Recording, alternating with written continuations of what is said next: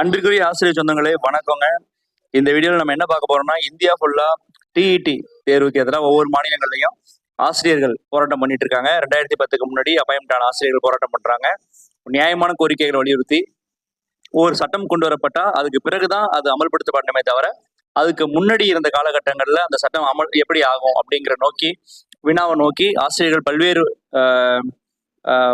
ஸ்டேட்ஸ்ல போராட்டம் பண்றாங்க. இப்போ லேட்டஸ்டா பாத்தீங்கன்னா அகமதாபாத், குஜராத்ல உள்ள அகமதாபாத்ல கிட்டத்தட்ட 30,000 டீச்சர்ஸ் ஒன்று சேர்ந்து ஜூலை 11ஆம் தேதி நாளன்னைக்கு ஒரு பெரிய ப்ரொடெஸ்ட் பண்ண போறாங்க. எங்கன்னா சத்தியாகிரகா கேம்ப், குஜராத்ல சத்தியாகிரகா கேம்ப்ல ஜூலை 11 அன்னைக்கு ஒரு மாபெரும் ஆர்ப்பாட்டம் பண்ண போறாங்க. கிட்டத்தட்ட 30,000 ஆசிரியர்கள் ஒன்று சேர்ந்து பண்றாங்க. இது பாத்தீங்கன்னா 2010க்கு முன்னாடி உள்ள ஆசிரியர்களுக்கு டெட் கட்டாயம் இல்லைன்னு சொல்லணும். அது மட்டும் இல்லாம இன்னும் நிறைய கோரிக்கைகள் அதுல இருக்கு. ஓல்டு பென்ஷன் ஸ்கீமை இம்ப்ளிமெண்ட் பண்ணணும்.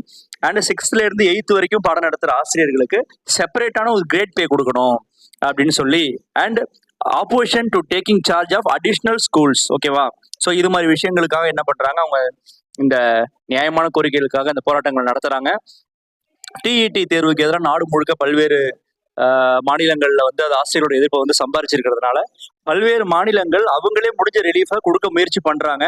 ஃபார் எக்ஸாம்பிள் தமிழ்நாட்டில் கூட 82 ஓபிசிக்கு 82ன்றதை வந்து 75 குறைச்சாங்க. ஷெட்யூல் கேஸ்ட்டுக்கு 75 60 குறைச்சாங்க.